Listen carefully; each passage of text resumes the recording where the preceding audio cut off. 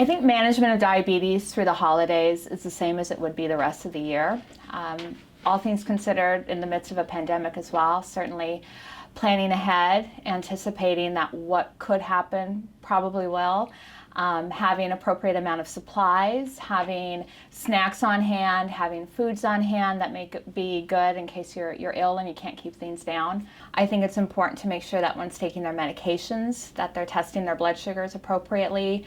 Going into the holidays, we're also contending with weather, and so certainly if you can't get to the pharmacy, planning ahead and making sure that you put in requests to get additional refills or anything that you may need necessary to manage your diabetes. Understanding that exercise also has great benefits in terms of the psychological or mental health aspect.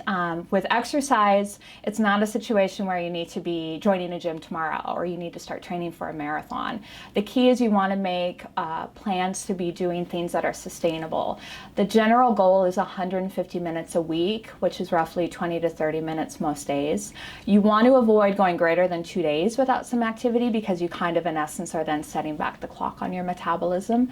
So whatever you can do to be active, not even necessarily exercise, but be active. So some type of movement, 20 to 30 minutes most days of the week. With the 20 to 30 minutes, you also don't have to go on a 20-minute walk or a 30-minute walk. You can do light housework in the morning for 10 or 15 minutes and then maybe go on a walk in the afternoon. No, the manufacturers have clearly stated that the supplies for insulin, test strips, syringes, and needles, insulin, there will not be a shortage. So there's no need to panic. We don't need to get a 6-month supply of our medications. So there is no need for that.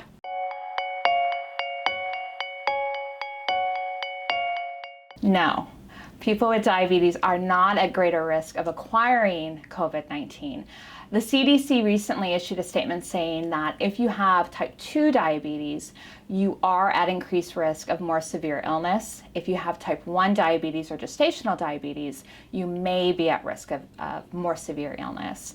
With diabetes, it creates a state or can create a state of inflammation, and that can hinder the body's immune response.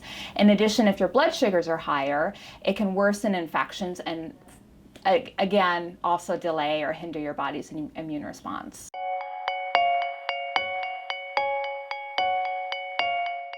There are several ways.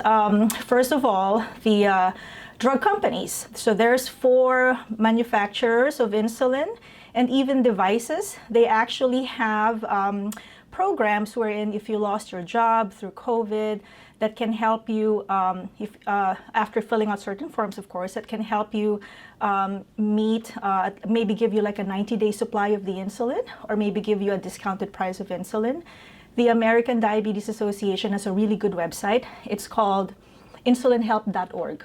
And it basically outlines every single website, like needymeds.com, GoodRx, even the devices, what programs, what phone numbers to call. So let's say you're on a continuous glucose monitor and you lost your job and you can't afford your supplies. They will give you, if you meet the criteria, but it's not a really strict criteria, at least a 90-day, and some even extend up to 180 days. Certain drug company programs, if you don't have insurance, period, will also offer like a $99 cost of insulin, and you can get up to 3 months at a time. So insulinhelp.org is a website. It is actually, like I said, an accumulation of all of these companies and sites that the American Diabetes Association has compiled as resources for patients.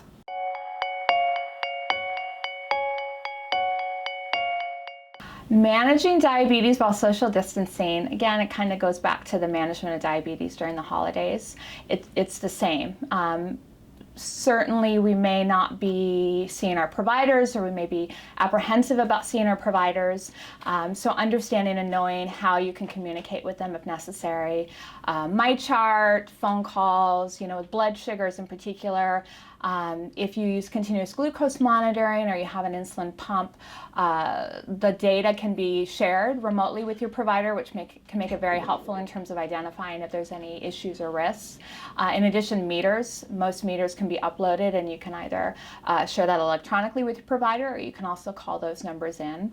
But again, keeping the communication open is key with your provider, and not adjusting your medications on your own, not stopping your medications on your own, always knowing what your resources or who your resources are and reaching out to them as appropriate.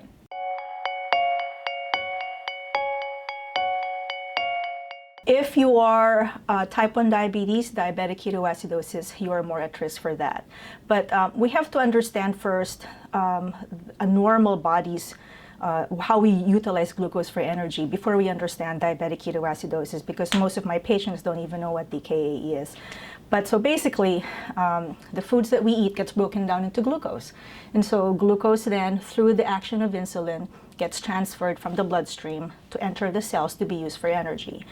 So our body likes to see that constant source of energy. So if there's no insulin supply in patients with type 1 diabetes because their pancreas don't produce insulin because of an immune response, there's no insulin, then glucose does not go into the cells and be used for energy. And so if there's not enough glucose to be used for energy, the liver is programmed to produce ketones or fat because it's our emergency source of fuel. And so you can survive with a little bit of ketones in the body in a pinch, but if you become dependent on it, the longer the ketones you're using, the higher the ketones accumulate in your blood, and then that's what causes abdominal pain, nausea, vomiting, and if it goes way high, it can cause low blood pressure, coma, and death. Ketoacidosis is also associated with dehydration. So when you're sick, when you have a viral illness, you don't feel like eating, you don't feel like drinking, so you are dehydrated. And so what happens is when glucose goes up into your body, it spills into the urine. So when glucose spills into the urine, water comes with it, electrolytes comes with it. So your body just keeps producing urine, and you just also vomit if you have a viral infection. So you constantly just lose fluid, and the body just can't keep up. And then acid continues to accumulate in the body, and that's when it becomes dangerous. So a viral infection, any kind of, especially COVID too, of course, can cause diabetic ketoacidosis. That's why it's important that we provide flu shots, to our patients. So flu shots around the flu season, whether you're a type 1 or a type 2, whether you're young or old, I think we recommend getting that because you are at risk to get diabetic ketoacidosis in a form of illness.